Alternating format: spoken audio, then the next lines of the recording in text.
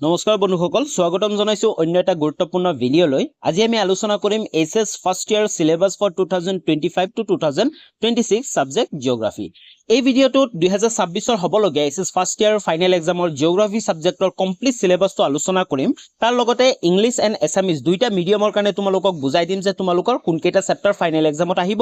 আৰু কোনকেইটা চেপ্টাৰৰ পৰা তোমালোকে কিমান নম্বৰৰ প্ৰশ্ন আহিব ফাইনেল এক্সামত আৰু কোনকেইটা চেপ্টাৰ তোমালোকে বেছিকৈ পঢ়িব লাগিব আৰু কোনকেইটা চেপ্টাৰ তোমালোকে জাস্ট শৰ্ট কুৱেশ্যনবোৰ পঢ়িলে হৈ যাব গুটেখিনি বুজাই দিম আশা কৰো তোমালোকে ভিডিঅটো সম্পূৰ্ণ চাবা সম্পূৰ্ণ ভিডিঅটো চোৱাৰ পিছত তোমালোকৰ বহুখিনি সহায় হ'ব আৰু তোমালোকে এতিয়াৰ পৰাই একদম ফাইনেলৰ প্ৰিপাৰেচন কৰাৰ কাৰণে তোমালোকৰ বহুখিনি সহায় হৈ যাব কাৰণ তোমালোকে গম পাবা যে কোনকেইটা চেপ্টাৰ তোমালোকৰ ইম্পৰ্টেন্ট কোনকেইটা তোমালোকে বেছিকৈ পঢ়িব লাগিব আমি ভিডিঅটো আৰম্ভ কৰো কিন্তু তাৰে আগতে তোমালোকক কৈ দিও যে তোমালোকে জিওগ্ৰাফিৰ মাৰ্কিং প্যাটাৰ্নটো জানিব লাগিব যে কিমান নম্বৰ প্ৰশ্ন আহে এখন হল 2024 বৰ্ষৰ 2025 বৰ্ষটো ল'ব পৰা নাই কাৰণ এক্সাম কেনসেল হৈছিল তোমালোকে সকলোৱে জানা 2024 বৰ্ষৰ কুৱেশ্চন পেপাৰটো ইয়াতে যদি আমি চাবলৈ যাও তোমালোকে দেখা পোৱা এক নম্বৰীয়া প্ৰশ্ন তোমালোকৰ 7টা কৰিব লাগিব 2 নম্বৰীয়া প্ৰশ্ন তোমালোকৰ 8টা আৰু 3 নম্বৰীয়া প্ৰশ্ন তোমালোকে 5টা 4 নম্বৰীয়া প্ৰশ্ন 3টা আৰু 5 নম্বৰীয়া প্ৰশ্ন তোমালোকে 4টা কৰিব লাগিব ওকে তো এইটো হৈছে তোমালোকৰ মাৰ্কিং প্যাটাৰ্ন মানে এনেকুৱা ধৰণৰ তোমালোকৰ প্ৰশ্নবোৰ আহিব মানে ইমান নম্বৰ প্ৰশ্ন আহিব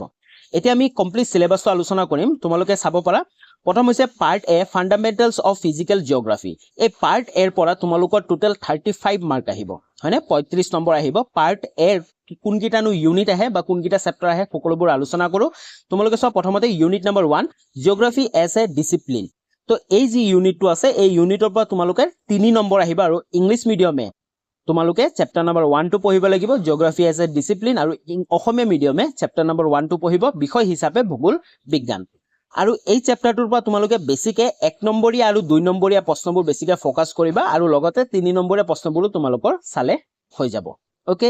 নেক্সট ইউনিট লাগবাহু ইউনিট নম্বৰ 2 হেতু হৈছে দা আৰ্ট এই ইউনিটটোৰ পৰা তোমালোকৰ 5 নম্বৰ আহিব ফাইনেল এক্সামত আৰু এই ইউনিটটোৰ কাৰণে তোমালোকে টোটাল 3টা চেপ্টাৰ পঢ়িব লাগিব সেইকেইটা হৈছে চেপ্টাৰ নম্বৰ 1 ইংলিশ মিডিয়ামৰ কাৰণে the origin and evolution of the earth আৰু অসমীয়া মিডিয়ামে পঢ়িব পৃথিৱী ইয়াৰ উৎপত্তি আৰু বিকাশ তাৰ পিছত chapter number 3 interior of the earth Asomiya মিডিয়ামে পঢ়িব পৃথিৱীৰ অন্তভাগ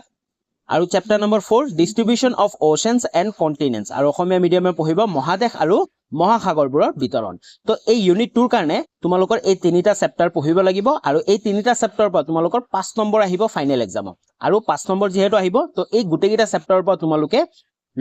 লং কুৱেশ্যনবোৰ তোমালোকে চাব নালাগে যেহেতু 5 নম্বৰ আহিব তোমালোকে বেছিকে কিন্তু শৰ্ট কুৱেশ্যনবোৰটো চাবা তাৰ লগতে তোমালোকে 3 নম্বৰীয়া প্ৰশ্ন কিন্তু চাই যাবা কাৰণ প্ৰতিটো বছৰতে এই 3টা চেপ্টাৰ যিকোনো এটাৰ পৰা তোমালোকৰ 3 নম্বৰীয়া প্ৰশ্ন এটা হলেও তোমালোকৰ ফাইনেল এক্সামত আহিব ওকে ক্লিয়াৰ আমি নেক্সট ইউনিটলৈ আগবাঢ়ো ইউনিট নম্বৰ 3 টো হৈছে হেতু হৈছে ল্যান্ডফৰ্মস এই ইউনিটৰ পৰা 8 নম্বৰ আহিব আৰু এই ইউনিটৰ কাৰণে তোমালোকে 3টা চেপ্টাৰ পঢ়িব লাগিব সেইকেইটা হৈছে চেপ্টাৰ নম্বৰ 5 টো মিনাৰেলছ এণ্ড ৰক্স ইংলিশ মিডিয়ামৰ কাৰণে আৰু অসমীয়া মিডিয়ামৰ কাৰণে মণিক আৰু শিল তাৰপিছত চেপ্টাৰ নম্বৰ 6 জিঅ'মৰ্ফিক প্ৰচেছেছ অসমীয়া মিডিয়ামে পঢ়িব ভূ আকৃতিক প্ৰকম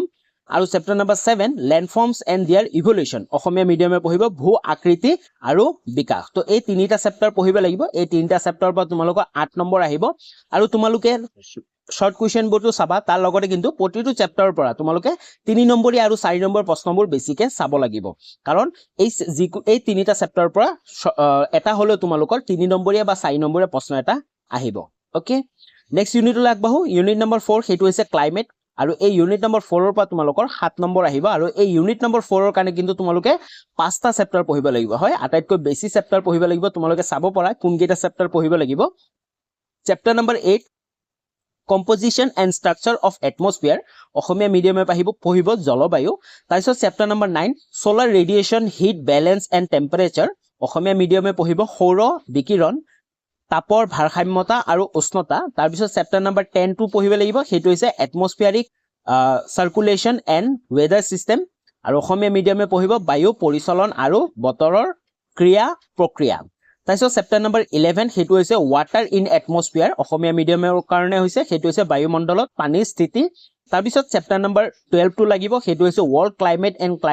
ক্লাইমেটিক চেঞ্জ অসমীয়া মিডিয়ামৰ কাৰণে পৃথিৱীৰ জলবায়ু আৰু জলবায়ুৰ পৰিৱৰ্তন তো আটাইতকৈ বেছি চেপ্টাৰ পঢ়িব লাগিব এই ইউনিটৰ অন্তৰ্গত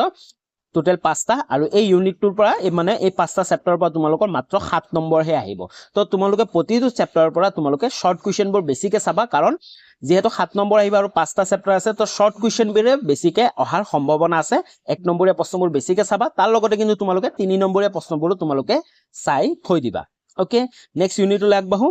নেক্সট হৈছে ইউনিট নম্বৰ 5 সেইটো হৈছে ওয়াটাৰ ওশেন আৰু এই ইউনিটটোৰ পৰা তোমালোকৰ 4 নম্বৰ আহিব আৰু এই ইউনিটটোৰ কাৰণে তোমালোকে মাত্ৰ দুটা চেপ্টাৰ পঢ়িব লাগিব সেই দুটা হৈছে চেপ্টাৰ নম্বৰ 13 ইংলিশ মিডিয়ামে পঢ়িব ওয়াটাৰ বা ওশেন আৰু অসমীয়া মিডিয়ামে পঢ়িব জলভাগ তাৰ পিছত চেপ্টাৰ নম্বৰ 14 টো সেইটো হৈছে মুভমেন্ট অফ ওশেন ওয়াটাৰ আৰু অসমীয়া মিডিয়ামৰ কাৰণে সাগৰীয় পানীৰ গতি এই দুটা চেপ্টাৰৰ পৰা যদি কবলৈ যাও তোমালোকে শৰ্ট কুৱেশ্যনবোৰ পঢ়িলে তোমালোকৰ হৈ যাব হয়নে 1 নম্বৰীয়া 2 নম্বৰীয়া আৰু 3 নম্বৰীয়া প্ৰশ্নবোৰ তোমালোকে এই দুটা চেপ্টাৰৰ পৰা পঢ়িলে হৈ যাব এই দুটা চেপ্টাৰৰ পৰা তোমালোকে 5 নম্বৰৰ কাৰণে প্ৰশ্ন পঢ়িব নালাগে নেক্সট ইউনিটলৈ আগবাঢ়ো নেক্সট ইউনিটটো হৈছে ইউনিট নম্বৰ 6 সেইটো হৈছে লাইফ অন আৰ্থ এই ইউনিটটোৰ পৰা তোমালোকৰ মাত্ৰ 3 নম্বৰ আহিব আৰু এই ইউনিটটোৰ কাৰণে তোমালোকে পঢ়িব লাগিব দুটা চেপ্টাৰ চেপ্টাৰ নম্বৰ 15 সেইটো হৈছে লাইফ অন দা আৰ্থ আৰু অসমীয়া মিডিয়ামে পঢ়িব পৃথিৱীৰ জীৱ জগত তাৰ পিছত চেপ্টাৰ নম্বৰ 16 সেইটো হৈছে বায়োডাইভাৰ্চিটি এণ্ড কনজাৰভেশ্যন আৰু অসমীয়া মিডিয়ামে পঢ়িব জৈৱ বৈচিত্ৰ্য আৰু সংস্কৰণ তো এই দুটা চেপ্টাৰ যদি কবলৈ যাও তোমালোকে যেহেতু 3 নম্বৰ আহিব তোমালোকে 1 নম্বৰীয়া 2 নম্বৰীয়া আৰু 3 নম্বৰীয়া প্ৰশ্নবোৰ চালে তোমালোকৰ হৈ যাব 3 নম্বৰীয়া ইমান নালাগে চাব কিন্তু দুই এটা তোমালোকে চাই থৈ দিবা আৰু এই চেনেলটোতে গুটেখিনি তোমালোকে পাই যাবা ওকে তো নেক্সট ইউনিটলৈ আগবাঢ়ো নেক্সট হৈছে ইউনিট নম্বৰ 7 সেইটো হৈছে মেপ এণ্ড ডায়াগ্ৰাম আৰু ইয়াৰ পৰা তোমালোকৰ 5 নম্বৰ থাকিব মানে তোমালোকৰ যে এই ইউনিট 1 টো আছে ইউনিট 1 টো যিমান কিটা চেপ্টাৰ আছে তাৰ ভিতৰত যিকোনো মেপ আৰু ডায়াগ্ৰাম তোমালোকৰ কৰিব দিব পাৰে আৰু তাত কিন্তু তোমালোকৰ সেইকাৰণে 5 নম্বৰ এক্সট্ৰা দি থৈ দিছে ওকে বুজি পাইছা তো আশা কৰো তোমালোকে যি পাৰ্ট এ আছে সেই পাৰ্ট এটো বুজি পাইছা যোনকেইটা চেপ্টাৰ তোমালোকৰ আহিব কিমান নম্বৰ আহিব গুটেখিনি তোমালোকে বুজি পালা এতিয়া আমি পাৰ্ট বি টো আলোচনা কৰিম কিন্তু তাৰ আগতে যদি চেনেলটো সাবস্ক্ৰাইব কৰা নাই তেতিয়াহলে চেনেলটো সাবস্ক্ৰাইব কৰি লোৱা লগতে বেল আইকনটো প্ৰেছ কৰি অল কৰি ৰাখিবা তেতিয়াহে তোমালোকে নেক্সট ভিডিঅ'বোৰৰ নটিফিকেশনবোৰ পাই থাকিবা আৰু ডেসক্ৰিপচনত টেলিগ্ৰাম চেনেলৰ লিংক আছে তোমালোকে টেলিগ্ৰাম চেনেলটো জয়েন হৈ লবা কাৰণ এই চেনেলটোত গুটে ক্লাसेছবোৰ ষ্টাৰ্ট কৰিম আমি গুটে জিওগ্ৰাফিৰ প্ৰতিটো চেপ্টাৰ আমি অতি সহজতে বুজাবলৈ চেষ্টা কৰিম তাৰ লগতে তাৰ ইম্পৰ্টেন্ট কোৱেশ্চন এনসাৰবোৰ আলোচনা কৰিম আৰু তোমালোকক পিডিএফ বোৰো আমি কি কৰিম প্ৰভাইড কৰিম আৰু পিডিএফ বোৰ ডাউনলোড কৰিবৰ কাৰণে তোমালোকে টেলিগ্ৰাম চেনেলটো জয়েন হৈ থাকিব লাগিব টেলিগ্ৰাম চেনেলটোৰ পৰাই তোমালোকে একেবাৰে ফ্ৰী কে তোমালোকে পিডিএফ সমূহ ডাউনলোড কৰিব পাৰিবা আৰু ডেসক্ৰিপচনত ইনষ্টাগ্ৰাম আইডি লিংক আছে যদি তোমালোকৰ কিবা সুধিব থাকে বা কোৱেশ্চন থাকে তোমালোকে সুধিব পাৰা এতিয়া আমি পাৰ্ট বি টো আলোচনা কৰিম পাৰ্ট বি টো হৈছে সেইটো হৈছে ইণ্ডিয়া ফিজিক্যাল এনভাইৰনমেন্ট আৰু এই পাৰ্ট বি সেম পাৰ্ট এৰ নিচিনা তোমালোকৰ 35 মাৰ্ক অথবা 35 নম্বৰ আহিব তো আমি চাইলো ইউনিট গিটা কোন গিটা চেপ্টাৰ পঢ়িব লাগিব প্ৰথম সোৱা ইউনিট নম্বৰ 1 ইন্ট্ৰোডাকশন এই ইউনিট নম্বৰ 1 ৰ পৰা তোমালোকৰ 3 নম্বৰ আহিব মাত্ৰ আৰু এটাই চেপ্টাৰ পঢ়িব লাগিব সেইটো হৈছে চেপ্টাৰ নম্বৰ 1 ইংলিশ মিডিয়ামে পঢ়িব ইন্ডিয়ান লোকেশন পঢ়িব আৰু ভাৰতবৰ্ষ আৰু অসমীয়া মিডিয়ামে পঢ়িব ভাৰতবৰ্ষৰ অৱস্থিতি তো এই চেপ্টাৰটোৰ পৰা তোমালোকৰ 3 নম্বৰ আহিব তোমালোকে জাস্ট শৰ্ট কোৱেশ্চনবোৰ চালে তোমালোকৰ হৈ যাব নেক্সট ইউনিটলৈ আগবাঢ়ো ইউনিট নম্বৰ 2 টো হৈছে সেইটো হৈছে ফিজিওগ্ৰাফি আৰু এই ইউনিটটোৰ পৰা তোমালোকৰ 8 নম্বৰ আহিব আৰু ইয়াৰ কাৰণে তোমালোকে দুটা চেপ্টাৰ পঢ়িব লাগিব আৰু এই দুটা চেপ্টাৰ কিন্তু অতি গুৰুত্বপূৰ্ণ চেপ্টাৰ কাৰণ এই দুটা চেপ্টাৰৰ পৰা এটা হলেও তোমালোকৰ 5 নম্বৰীয়া প্ৰশ্ন আহিব